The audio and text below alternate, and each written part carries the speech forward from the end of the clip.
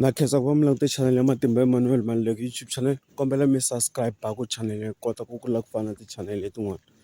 Ni lava ku vulavula hi lexi, xana vavasati va na like na or vavanuna va na like laha a ni vulavuli hi like leyi mi kuma ku i tlanga switlangatlangani eviwini swo wina swo fana na ti-gambling what leti ni nga ta ka ni nga ti hlaya mavito. I kuma ku i tshama na munhu wa xisati, swilo swa wena swi famba kahle kun'wana na kun'wana laha ya kona tindlela ti basa. Laha ni vulavula hi n'wansati loyi u kuma ku i n'wi lovorile i phahleriwini a gandzeriwile kumbe i katekisiwile, va ka n'wina na va ka vona va tshame hansi va twanana ku sayiniwa maphepha ku leswi ku pfumelelana ku mi nuna na nsati hayi ti-father and son. Leswiya swa tirha vanhu va ka hina swinene, that's why mi kuma ku tifilimi to tala loko ku ya ku lovoriweni va phahla mali laha va vikela mikwembu liya yimbirhi ku yi hlangana yi va xixima.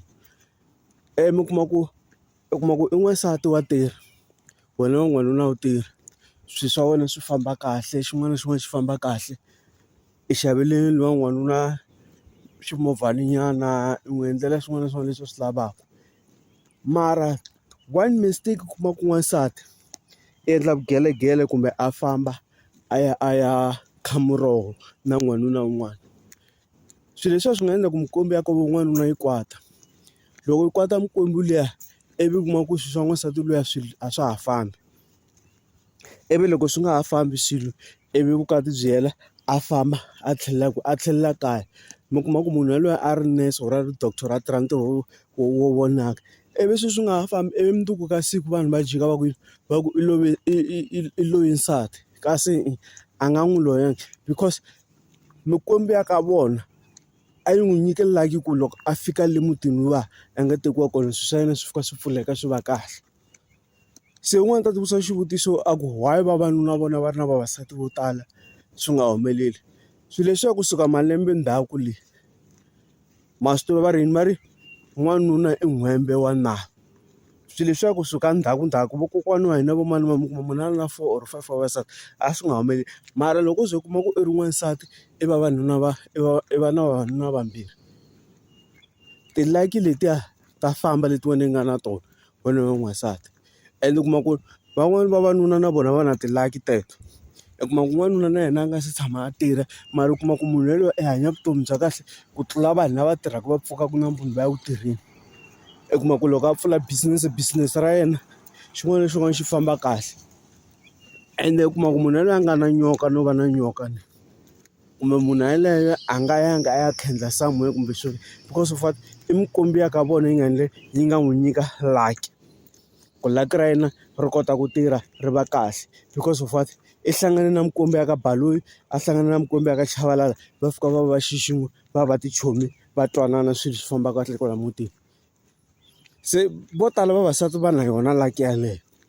Loko mo tshama hansi mi langutisa mi kuma ku munhu wo karhi a ri n'wanuna a kha a tshama na n'wansati tanihileswi ni vulaka a nga tirhi no tirha mara n'wansati loyi a tshamaka na yena swilo swa vona swi famba kahle ku nga vi na ku mikisana ka swilo because of what n'wansati luyani ka vona mikwembu ya ka vona yi n'wi nyike lucky ku a ta na yona laha mutini wa ku swilo swi fika swi famba kahle. Se vo tala vavasati va na tona ti-like teto, vo tala vo tlanga hi tona. Loko a tlanga hi tona i tlanga hi tona hikuva a famba a ya mikisa tingati.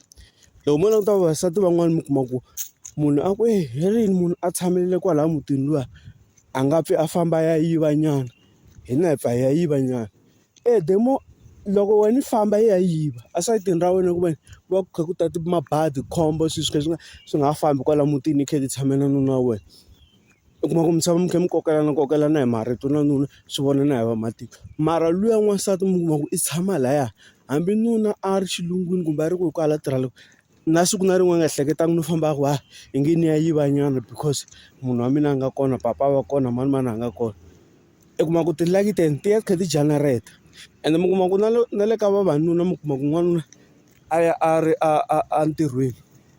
Loko n'wansati u yiva a ri kaya ivi n'wanuna a vuya a ya kaya ku fika ku tlangiwa bolo mi kuma n'wanuna luya loko a fika ntirhweni i va a ri na xinyama xo karhi na badi ro karhi ivi a nga loyongi hi va loyi or a loyi hi vanhu van'wana. Swi va swi kha swi humelela yini? N'wansati wa yena i va a ri na lucky ya yena a yi tekile, a nyika n'wanuna un'wana. Ivi loko nuna wa yena a fika laha swi ka swi mikisana ku lwiwa, ngati timbirhi ti lwa. Ivi loko ti lwa leyi winaka ku kuma ku wina ya mihlekisani, leyi nuna wa wena ya luza. Ivi u kuma ku ku va ku kwate mani? Mikwembu ya loyi wa n'wanuna. Na mikwembu ya wena n'wansati yi va yi kwatile, va va va teke lucky liya. Mi ri vambirhi va teke lucky. Mara u kuma kun'wana wena loko n'wansati i famba i ya kwihi? I famba i ya ka ya vukati byi hela, ivi ti-lucky ti sala ti vuya ka n'wanuna loyi i vanhu va ku va ku loyiwe. A swi kona swilo sweswo. Na khensa ku va mi langutele chanele leyi. Thank you.